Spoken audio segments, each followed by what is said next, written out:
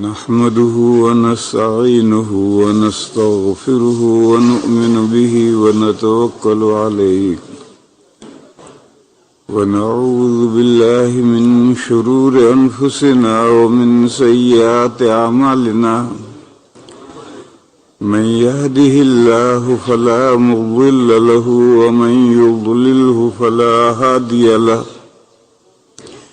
ونشهد أن لا إله إلا الله وحده لا شريك له ونشهد أن سيدنا ومولانا وحبيبنا وشفيعنا محمدا عبده ورسوله أرسله إلى الناس كافة بشيرا ونذيرا وداعيا إلى الله بإذنه وسراجا منيرا صلى الله عليه وعلى آله وصحبه وبارك وسلم تسليما كثيرا كثيرا وبعد فأعوذ بالله من الشيطان الرجيم يا أيها الذين آمنوا اتقوا الله وكونوا مع الصادقين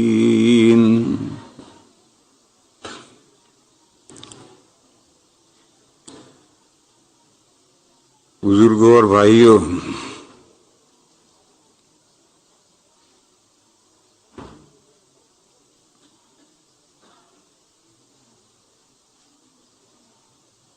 اللہ پاک جل شانہ و عم نوالہ نے دو حکم دیے، ایک اللہ سے ڈرو، دوسرا سچوں کے ساتھی بنو۔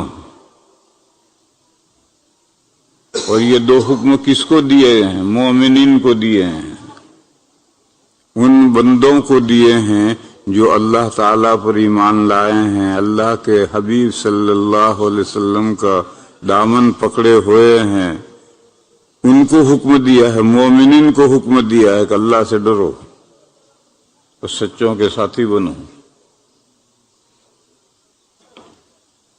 اللہ سے ڈرو، قرآن کریم میں جہاں جہاں یہ حکم آتا ہے سب جگہ اس کا مطلب یہ ہوتا ہے کہ اللہ کے احکام کی خلاف ورزی مت کرو۔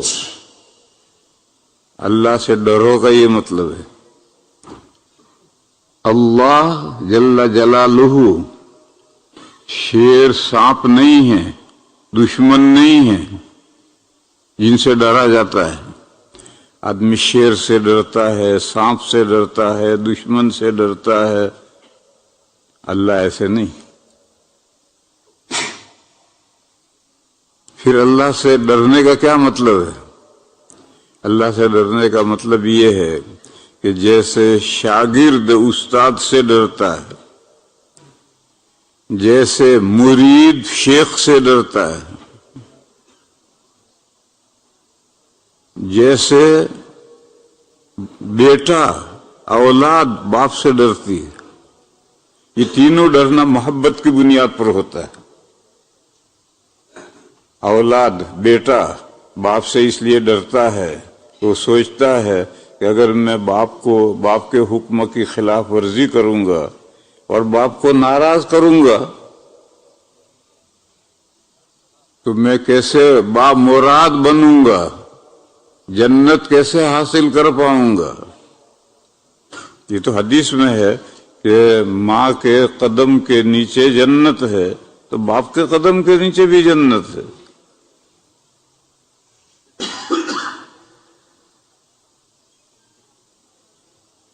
تو اس لیے وہ پھونک پھونک کر قدم رکھتا ہے، ہر خدمت کرتا ہے، کوئی کسی حکم کی خلاف ورزی نہیں کرتا۔ وہ سوچتا ہے کہ اگر میں نے ابا کو امی کو ناراض کر دیا تو میں جنت کیسے حاصل کر سکوں گا۔ طالب علم، شاگرد، وہ ہمیشہ سوچتا ہے کہ مجھے ایسی کوئی حرکت نہیں کرنی چاہیے کہ استاد ناراض ہو جائیں۔ اگر استاد ناراض ہو گئے تو مجھے 4 حرف جو آنے ہیں وہ کہاں سے آئیں گے؟ میں تو مدرسے میں آیا ہوں 4 حرف سیکھنے کے لیے، یہ 4 حرف اگر استاد ناراض ہو گیا تو کہاں سے آئیں گے؟ اس وجہ سے وہ استاد کی ہمیشہ خیال رکھتا ہے کہ ان کی کسی بات کی خلاف ورزی نہ ہو۔ مرید پیر کی اور شیخ کی جو اطاعت کرتا ہے، جو پیر کہے گا وہی کرے گا۔ کیوں؟ اس کا مقصد ہے اللہ تک پہنچنا۔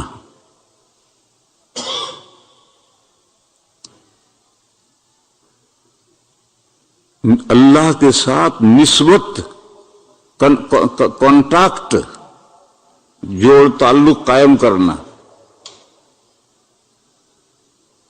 تو اگر پیر ناراض ہو گیا تو پیر وہ راستہ بتلاتا ہے، وہ راستہ سکھلاتا ہے جس راستے پر چل کر مرید اللہ تک پہنچتا ہے۔ تو مرید سوچتا ہے کہ اگر میں نے شیخ کو، پیر کو ناراض کر دیا تو میں اللہ تک کیسے پہنچوں گا؟ وصل مع اللہ، اللہ تک ملنا مجھے کہاں نصیب ہوگا؟ اس لیے وہ پھونک پھونک کر قدم رکھتا ہے، پیر کے حکم کی خلاف ورزی نہیں کرتا۔ تو یہ 3 چیزیں ہیں، طالب علم استاد کی، اولاد ماں باپ کی، مرید پیر کی۔ یہ محبت کی بنیاد پر اطاعت کرتا ہے اور جو وہ ان کی مرضی ہے اس مرضی کے مطابق چلتا ہے۔ اور شیر، سانپ اور دشمن، ان سے انسان ڈرتا ہے خوف کی وجہ سے، محبت کی وجہ سے نہیں، خوف کی وجہ سے۔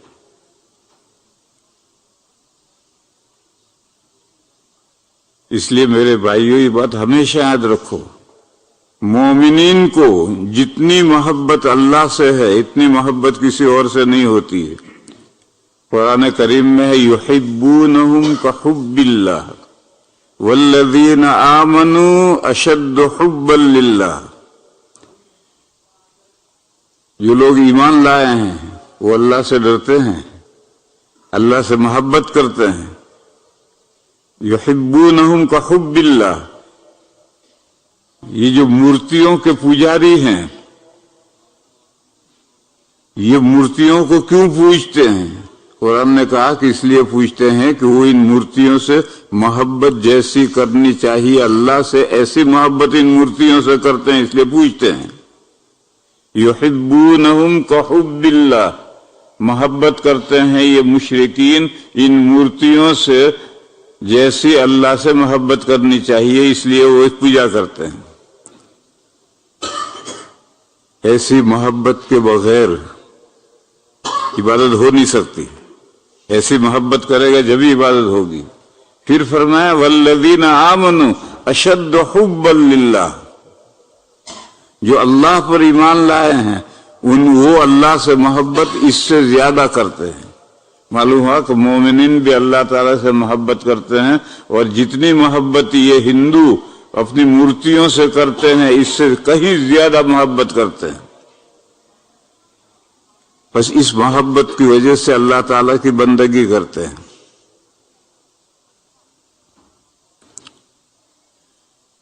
پھر آگے 2 مرحلے ہیں، کرنے کے کام، نہ کرنے کے کام۔ نماز پڑھنا یہ کرنے کا کام ہے، بس نماز نہ پڑھنا یہ ڈرنے کا کام ہے۔ اے وہ لوگوں جو ایمان لائے ہو، اللہ سے ڈرو، یعنی اللہ کے احکام کی خلاف ورزی مت کرو۔ اللہ نے حکم دیا ہے 5 وقت کی پابندی سے نماز پڑھو، بس اگر یہ نماز تم نہیں پڑھو گے تو یہ اللہ تعالیٰ سے کے حکم کی خلاف ورزی ہوگی۔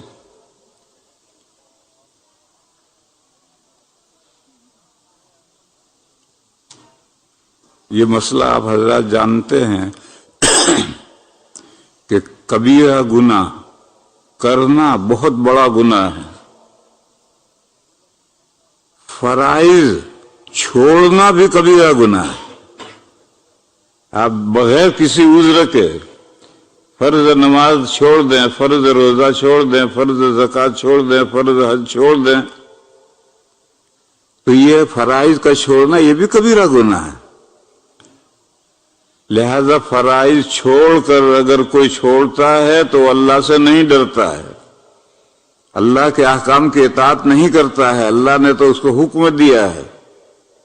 بلکہ میرے بھائیوں، جو فرائض کا تارک ہے، چھوڑتا ہے، وہ کبیرہ گناہ کا مرتکب ہے۔ قرآن کریم میں ہے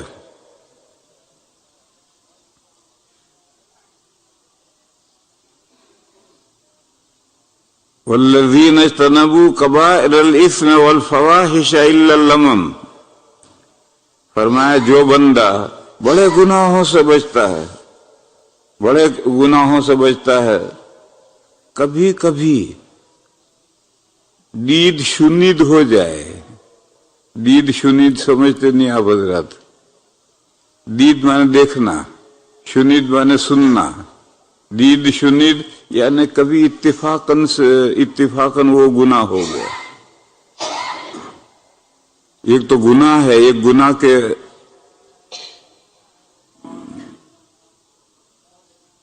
گناہ تک پہنچانے والی باتیں ہیں۔ ایک شراب پیتا ہے، ایک بیڑی پیتا ہے، تو یہ بیڑی جو پیتا ہے یہ لمم میں آیا، یہ دید شنید ہو گئی، یہ بھی تو کسی درجے میں نشہ کرتا ہے، بیڑی بھی تو نشہ کرتی ہے، سگریٹ بھی تو نشہ کرتی ہے۔ بلکہ عرب علماء تو کہتے ہیں بیڑی سگریٹ حرام ہے۔ عرب علماء، ہمارے ہندوستان کے علماء مکروہ کہتے ہیں، حرام نہیں کہتے۔ شراب حرام ہے، بیڑی سگریٹ مکروہ ہے، اسموکنگ۔ لیکن عرب علماء نہیں مانتے، وہ کہتے ہیں بیڑی سگریٹ سب حرام ہے۔ کیوں؟ یہ سب شراب نوشی کے بچے ہیں۔ بس اگر ایسا کوئی گناہ ہو جائے تو اس کی بخشش کی امید ہے۔ لمم میں ایسے گناہ آتے، لمم۔ اور جو لوگ کبائر الاسم، بڑے گناہوں سے بچتے ہیں، اللہ تعالی ان کے چھوٹے گناہ معاف کر دیں گے، لیکن جو بڑے گناہ ہوں گے اس کی سزا مل کر رہے گی۔ حدیث شریف میں ہے اذا رأيتم الرجل يلازم المسجد فاشهدوا له بالایمان، اگر تم کسی بندے کو دیکھو کہ وہ پابندی سے پانچوں نمازیں مسجد میں آ کر پڑھتا ہے تو تم اس کے ایمان کی گواہی دے سکتے ہو، یعنی قسم کھا کر کہہ سکتے ہو کہ یہ مومن ہے۔ ایمان تو دل میں چھپی ہوئی بات ہے، کیسے قسم کھا کر کہہ رہے ہو؟ دلیل پائی جا رہی ہے اس کے مومن ہونے کی، وہ یہ کہ پانچوں نمازیں پابندی، کبھی کھیل بکھیل ہو جائے، کوئی نماز چلی جائے، اس کا اعتبار نہیں۔ اکثر نمازیں وہ ہمیشہ پابندی سے مسجد میں نماز پڑھتا ہے، تو اس کے لیے تم گواہی دے سکتے ہو، قسم کھا کر کہہ سکتے ہو کہ مومن بندہ۔ تو میرے بھائیوں، میں کہہ یہ رہا تھا کہ اللہ تعالی جل شانہ سے جو ڈرنا ہے وہ محبت کی بنیاد پر ہے، خوف کی بنیاد پر نہیں۔ اس لیے قرآن کریم میں جہاں بھی آیا اللہ سے ڈرو، اللہ سے ڈرو، اللہ سے ڈرو، یعنی اللہ سے اتنی محبت ہونی چاہیے کہ آدمی سوچے کہ اگر میں اللہ کے حکم کی خلاف ورزی کروں گا تو میرا کیا بنے گا۔ یہ تو گناہوں سے بچنے کے لیے طریقہ ہے۔ یہی وہ لوگوں جو ایمان لائے ہو، اللہ سے ڈرو، اللہ کے احکام کی خلاف ورزی مت کرو۔ اگر تم اللہ کے احکام کی خلاف ورزی کرو گے تو پھر اللہ کے احکام کا پالن کون کرے گا؟ اگر اللہ پر ایمان لانے والے اللہ کے احکام کی خلاف ورزی کریں گے تو پھر اللہ کے احکام کی اطاعت کون کرے گا؟ یہی ایمان لانے والے بندے ہی تو اطاعت کریں گے۔ دوسری بات بتلائی وَكُونُوا مَعَ الصَّادِقِينَ، اور سچوں کے ساتھی بنو۔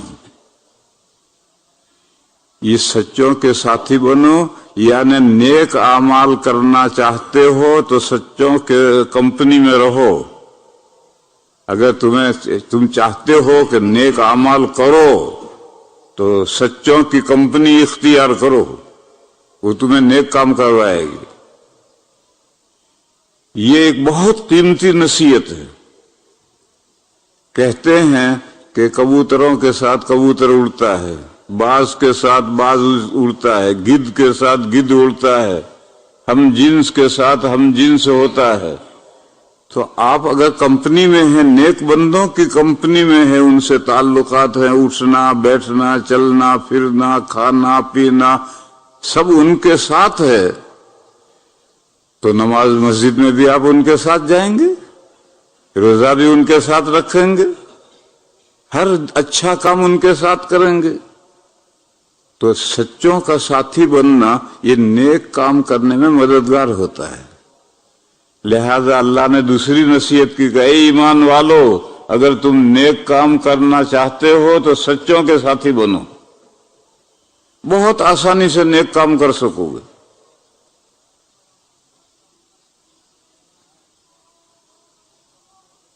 میرے بھائیوں،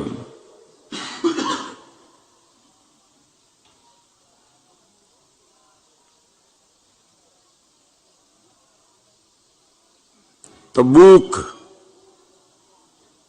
یہ جزیرۃ العرب کے کنارے پر ایک جگہ تھی۔ مدینہ میں نبی پاک صلی اللہ علیہ وسلم کو یہ اطلاع ملی کہ رومن ایمپائر مدینہ پر حملہ کرنے کی تیاری کر رہا ہے۔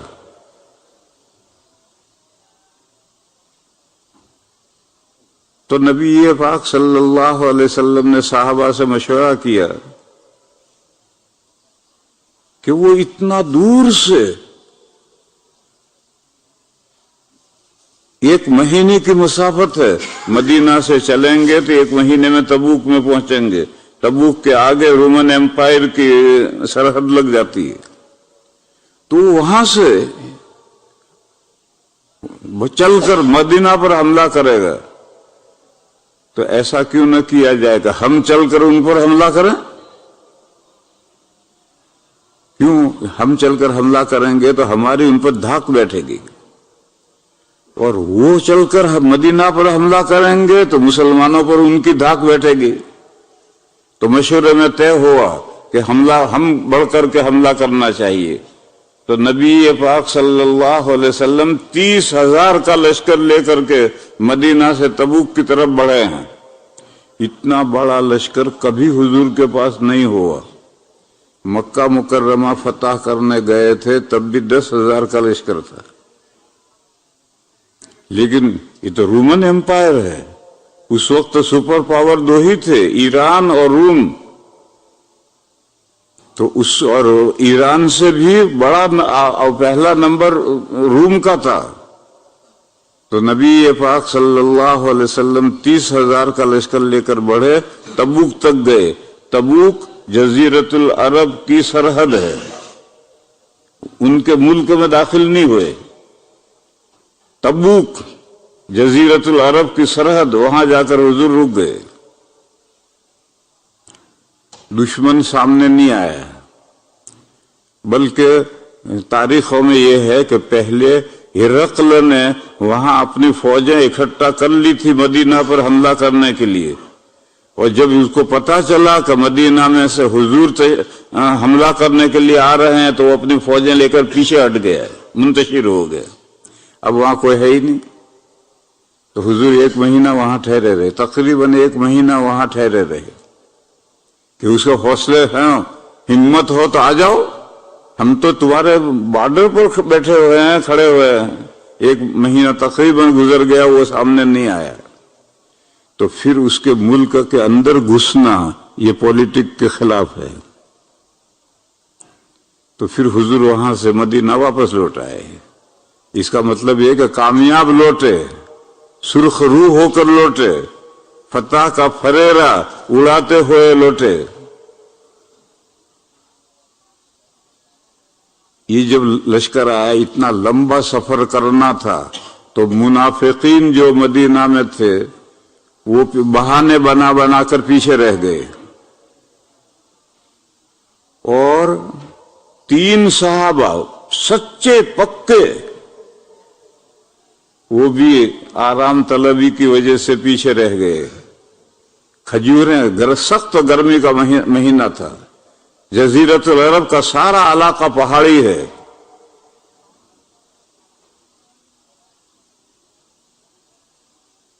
ایسے سخت حالات میں 3 صحابہ جو سچے پکے مسلمان تھے،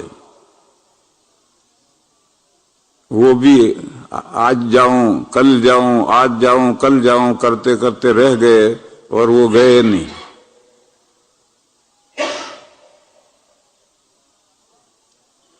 جب واپسی ہوئی تو سورہ توبہ نازل ہوئی، اور سورہ توبہ میں سخت لتاڑ پڑی ان منافقین کو جو بہانے بنا کر پیچھے رہ گئے تھے، اور یہ 3 بندے جو سچے پکے مسلمان تھے، ان کا سوشل بائیکاٹ کر دیا گیا، ان کے ساتھ کوئی نہ بولے، اور یہ بائیکاٹ 50 دن تک رہا۔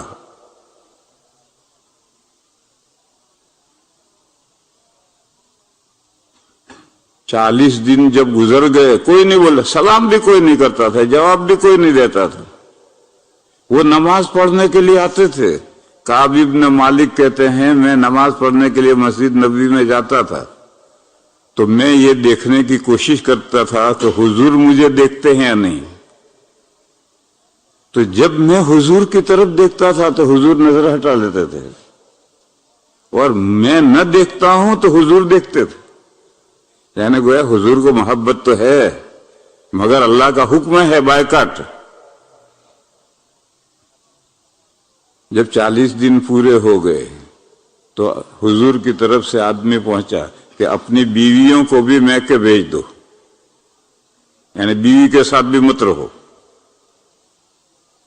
تو کعب ابن مالک نے پوچھا خبر لانے والے سے کہ کیا سرکار کا یہ حکم ہے کہ طلاق دے دوں؟ انہوں نے کہا نہیں، طلاق نہیں دینی، بس میکے بھیج دو۔ چنانچہ اس حال میں 10 دن اور گزر گئے۔ پھر اللہ تعالیٰ نے ان 3 آدمیوں کی 50 دنوں کے بعد توبہ قبول فرمائی، اور اس سلسلے میں آیت نازل ہوئی، وَعَلَى الثَّلَاثَةِ الَّذِينَ خُلِّفُوا۔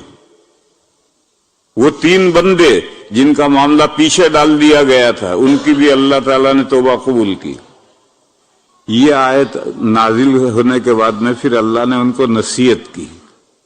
نصیحت یہ کی کہ تم جو پیچھے رہے، یہ تم نے اللہ کے حکم کی خلاف ورزی کی، جب اللہ کے رسول نے تمہیں حکم دیا تھا کہ ہر شخص کو تبوک میں نکلنا ہے، پھر تم پیچھے کیوں رہے؟ یہ اللہ سے تم ڈرے نہیں۔ تم اگر اللہ سے ڈرتے تو یہ گناہ نہ کرتے، پیچھے نہ رہتے۔ اور جو 30,000 گئے تھے وہ ایمان میں سچے گئے تھے، تم پیچھے کیوں رہے؟ ان سچوں کے ساتھی کیوں نہیں بنے؟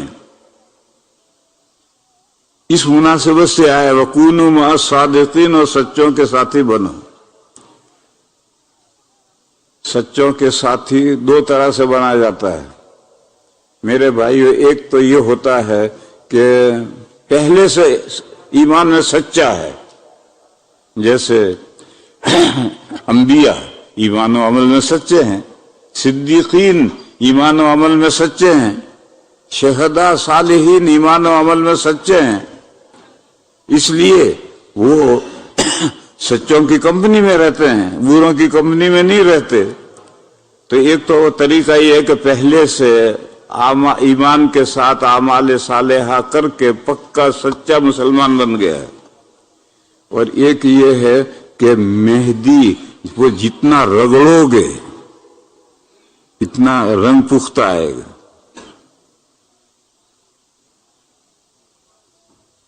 اب تو مشین میں مہندی پیس کر آتی ہے، بھگا کر کے بالوں میں لگا لیتے ہیں۔ چلو لگاؤ، کوئی حرج نہیں، شریعت کا حکم ہے لگاؤ، لیکن ایک گڑبڑ کرتے ہیں، شریعت کا یہ بھی حکم ہے کہ یہودیوں کی مشابہت اختیار مت کرو، بالوں میں رنگ لگاؤ اور رنگ لگا کر کے بال کلر بدلو، ولا تشبہوا الیہود، یہود کی مشابہت اختیار مت کرو۔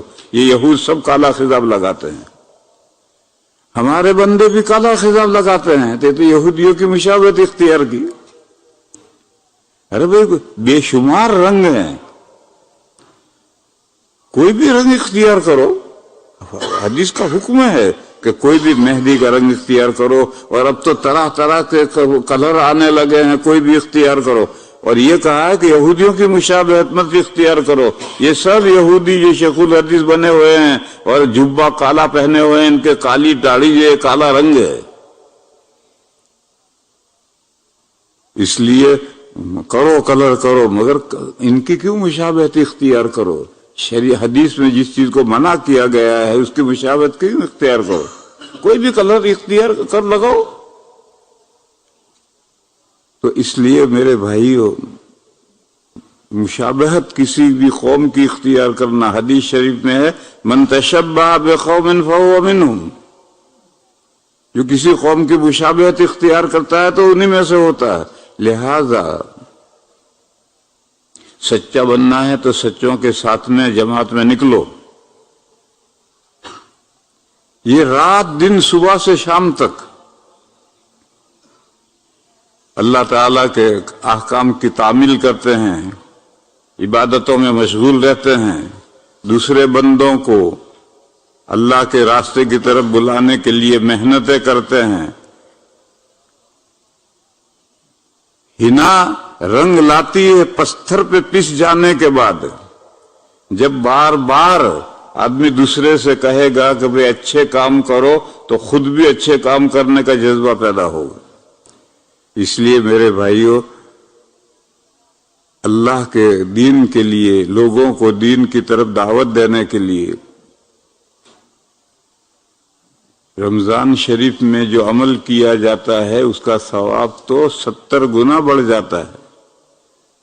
لہذا رمضان شریف میں دین کی طرف بلانے کے لیے، دین کی دعوت دینے کے لیے اٹھ کھڑے ہو،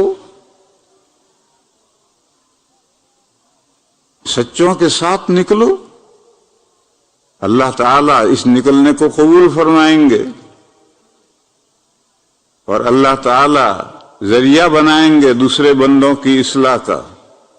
اس لیے میرے بھائیو، نام لکھو اس رمضان شریف میں۔ رمضان کے بعد کون بھائی نکلنے کے لیے ارادہ رکھتے ہیں، نیت رکھتے ہیں نیک کام کا؟ ارادہ بھی نیک کام کی نیت بھی نیک کام ہے، اس کا ارادہ بھی نیک کام ہے، اور برے کام کا ارادہ برائی نہیں ہے۔ نیک کام کا ارادہ بھی نیک کام ہے اور برے کام کا ارادہ برا نہیں ہے۔ برے کام کا ارادہ کب برا بنتا ہے؟ جب وہ برائی کر لے تو اب وہ گناہ بنتا ہے، لیکن اگر اس کا ارادہ ہے پختہ کہ میں گناہ کروں گا مگر کیا نہیں تو گناہ نہیں بنا، گناہ کر لے گا تو۔ اور نیک کام کا پختہ ارادہ ہے، پختہ ارادہ ہے کچا ارادہ ہے، کیسے پتا چلے گا؟ وہ اس طرح سے پتا چلے گا کہ اگر آنکھ کھلتی تو تہجد کے لیے ضرور اٹھتا، مگر آنکھ ہی نہیں کھلی، تو یہ پختہ ارادہ ہونے کے باوجود، یا اس کا ہمیشہ تہجد کے لیے اٹھتا ہے، اب بوڑھا ہو گیا، اب کمزور ہو گیا تو اب اٹھ نہیں پا رہا ہے، تو اللہ تعالیٰ فرشتوں کو حکم دیتے ہیں کہ اس کے نام اعمال میں تہجد کا ثواب لکھتے رہو۔ یہ پکے دلیل ہے۔ اور ایک کچا ارادہ ہے، کچی نیت ہے کہ تہجد اٹھنا ہے، تہجد پڑھنا ہے، اور کوئی الارم بھی رکھی نہیں ہے، اس کا مطلب ہے کہ تیرا اٹھنے کا ارادہ ہی نہیں۔ اگر اٹھنے کا ارادہ ہوتا تو 2:30 بجے الارم رکھتا، وہ بجتی تو اٹھتا، مگر وہ کہنا ارادہ ہے، پکا ارادہ ہے، مگر الارم تو نے رکھی نہیں۔ ایسے کچے ارادے پر ثواب نہیں ملتا، پختہ ارادہ ہو اور پھر انتظام فیل ہو گیا. ہمیشہ فجر کی نماز کے لیے اٹھتا ہے اور ایک دن نا وقت سویا ہے, دیر سے سویا ہے, تو ایک بندے کو مقرر کر کے سویا فجر کے لیے اٹھانا, مگر وہ بندہ بھی سو گیا اور اس سے نہیں اٹھایا, تو اب ایسی صورت میں پکے ارادے پر بھی ثواب ملتا ہے اور کچے ارادے پر ثواب نہیں ملتا. لیکن گناہ میں جب تک گناہ کر نہ لے اللہ تعالیٰ اس کے اوپر پکڑ نہیں کرتے, جب گناہ کرے تو پکڑ کرتے. تو میرے بھائیوں, ڈھلمل ارادہ اور پکا ارادہ دونوں کے احکام فرق ہیں. لہذا اللہ کے نیک بندوں کے ساتھ جماعت میں نکلنے کا اگر پکا ارادہ ہے تو اس پر بھی ثواب ملے گا, اور ڈھلمل ارادہ ہے تو پھر اس پر کوئی ثواب نہیں ملے گا. ڈھلمل ارادہ والے کون لوگ ہوتے ہیں؟ یہ جو ہمارے ساتھی نام لکھتے ہیں تو پہلے 5-7 آدمی وہ لکھواتے ہیں جو ہر مرتبہ لکھواتے ہیں, ہر مجلس میں نام لکھواتے ہیں, وہی لکھواتے ہیں تاکہ ان کے رو میں دوسرے وہ ڈھلمل ارادہ والے پھنسے. اس لیے یہ کھڑے ہو کر کے نام لکھواتے ہیں. تو ایک تدبیر ہے ان کو گھیرنے کی, ان کو پھانسنے کی ایک تدبیر ہے. چلو اس بہانے سے لکھوا لیا نام تو بھی کیا حرج ہے؟ اچھے کام کا اگر ارادہ کیا ہے تو ارادہ کرنے سے آہستہ آہستہ پختہ ارادہ ہوتا ہے. بس میرے بھائیوں, لکھواؤ نام اس مہینے میں نکلنے کے لیے, اس مہینے کے بعد نکلنے کے لیے. اللہ تعالیٰ سب کو توفیق عطا فرمائے ہیں. چلو بھائی جی, ماشاء اللہ.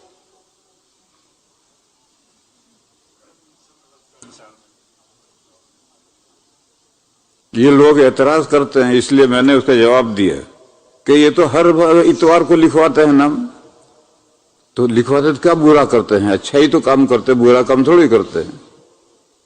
یہ میں نے اس کا جواب دیا کہ اگر ایک کام کا ارادہ کا ہے تو اس طرح سے اگر جو ڈلمل والے ہیں اگر 2-4 بھی مل جائیں تو سبحان اللہ. لکھواؤ بھائی نام, سب نام لکھوائیں. 4 مہینے چلے کے لیے, رمضان کے اندر عاشرے کے لیے. دیکھو بھائی یہ ہیں,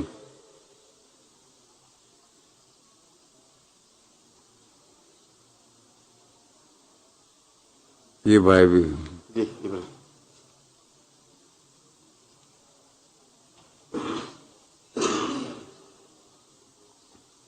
کم از کم رمضان کے اندر مفتی صاحب نے جو کہا 3 دن کے لیے تو کم از کم نکلے انشاءاللہ.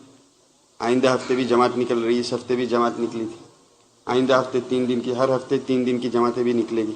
سب ارادہ کرو, اس کے لیے بھی ارادہ کریں انشاءاللہ. درود شریف پڑھو بھائی, پھر دعا کریں. اللہم صلی وسلم وبارک علی سیدنا و مولانا محمد وعلی آل سیدنا و مولانا محمد بعدد من صلی وسلم. اللہم اغفر لنا ذنوبنا و اسرافنا فی امرنا و تب علینا انکا انت التواب الرحیم. یا الہ العالمین, ہماری خطاؤں کو معاف فرما. یا اللہ, ہماری کوتاہیوں سے درگزر فرما. یا اللہ, ساری دنیا کے اندر اپنے دین کا شہرا فرما, اپنے دین کی ہوا چلا دے, اپنے حبیب پاک صلی اللہ علیہ وسلم کے لائے ہوئے دین کو پھیلا دے. یا اللہ, ہم کو ذریعے کے طور پر قبول فرما. یا اللہ, جو لوگ دنیا کے اندر دین کی اشاعت کے لیے محنت کرتے ہیں, میرے مولا ان کی محنتوں کو قبول فرما. یا اللہ, ہماری مغفرت فرما, ہمارے ماں باپ کی مغفرت فرما, اور تمام مسلمان مردوں کی, مسلمان عورتوں کی مغفرت فرما.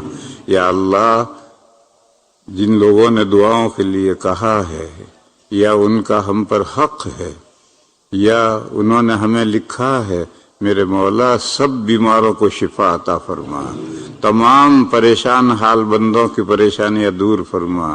یا اللہ, ہماری مغفرت فرما, ہمارے ماں باپ کی مغفرت فرما. سبحان ربک رب العزت ما یصفون وسلام علی المرسلین والحمد للہ رب العالمین.